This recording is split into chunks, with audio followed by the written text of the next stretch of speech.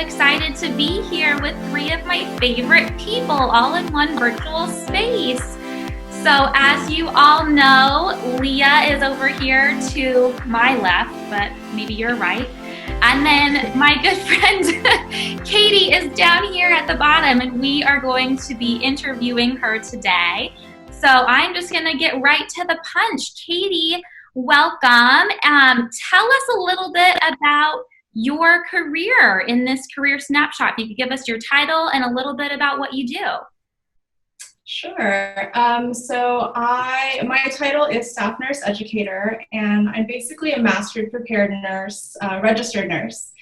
And I provide training, education, leadership support to the peri-anesthesia care unit at my hospital. And that includes pre-op, post-op, home recovery, endoscopy, bronchoscopy, everything related to peri-anesthesia, as well as the ambulatory surgical center. I also work on the side as a nursing clinical instructor. So I work with bachelor students in their clinical sites and skills lab. So it sounds like you do a lot of working with the nurses and like with students, but then it also seems like there's time off the floor, I suppose, in like organizing what the learning experience will be. Like, how does that work?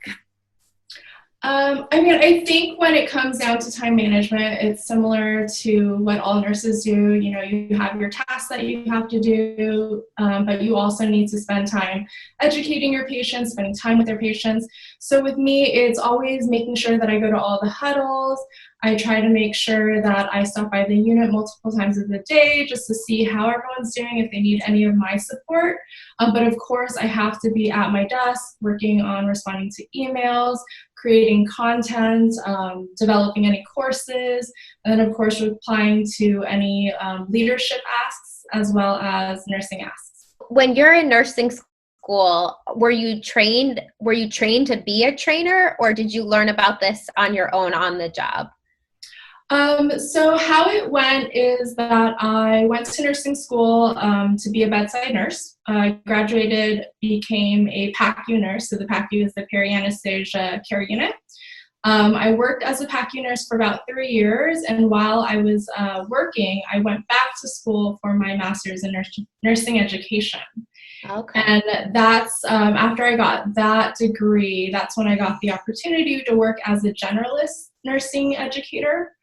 So I worked with our department to kind of create the general nursing education for the year, any competency assessments, all of that. But then recently, I think it's been 1.5 years now, I was able to become a unit-specific nurse educator, where I am in charge of my unit.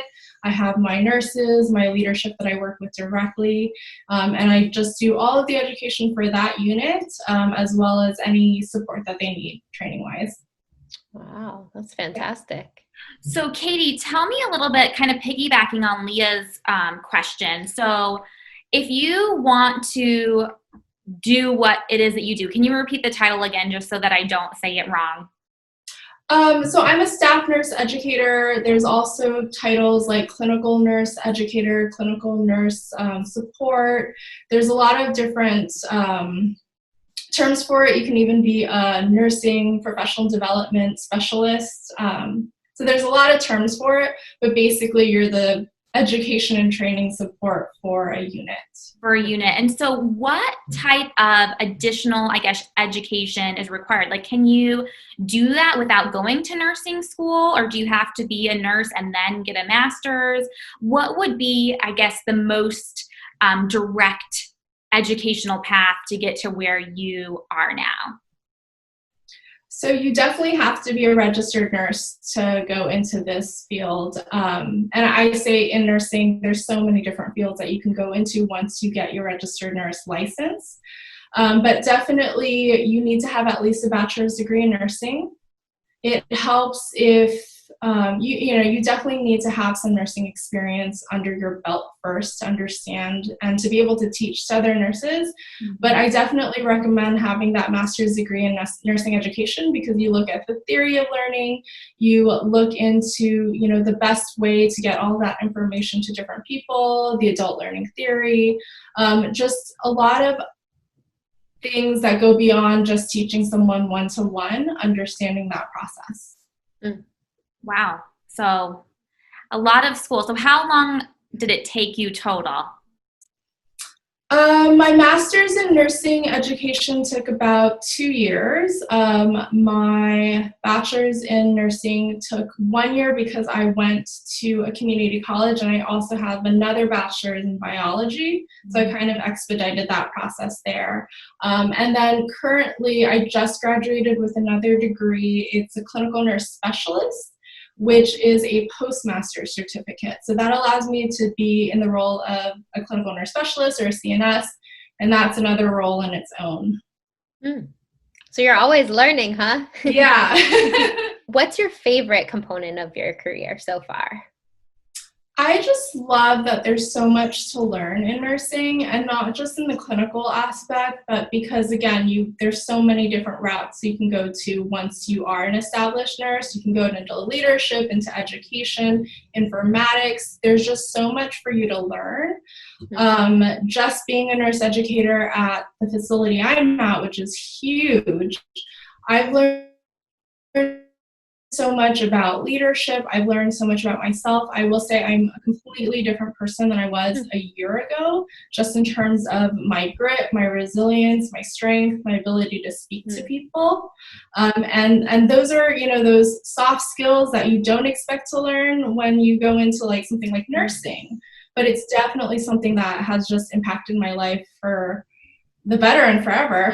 Yeah, and that you can use in so many different paths that you may head in the future. Yeah. Thank you so much, Katie, for, really diving in and giving us an overview of your career path. I'm sure this is going to be super beneficial to a lot of people, not only those who are interested in, furthering their careers in the nursing field, but also I think what you have said has been very relevant no matter what career path you might be going into. So we have saved perhaps the best question for last. And here we go. Leah, do you want to do the honors? Yeah, I feel embarrassed that we're interviewing all these amazing, healthy, healthcare related people and then asking them this question, but it's okay. Take it for what it is, Katie. If you were a potato chip, what flavor would you be? So if I were a potato chip, the first thing I thought of is barbecue. And this is because it's spicy, it's like comfort food. It's not like your regular potato chip, but it's something that anyone can love and enjoy.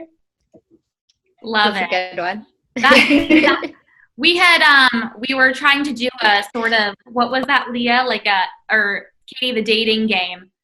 We had kind of given Katie a little bit of a head start on this question. She had about a 5-minute head start, and I was trying to figure out what her answer would be. We have been friends for quite some time, and I was pretty close. You were close. I don't want to say anything. You were actually really close. So maybe you should all ask your friends. We'll take this as a challenge. Ask them what kind of potato chip they would be, and then select your answer beforehand, and that's a true test of how good a friend you are. Or ask your family members. Right, or it tells a lot about their personality that you didn't know. Yeah. So thank you so much again, Leah and Katie, for being here today. I am just so grateful to have shared in this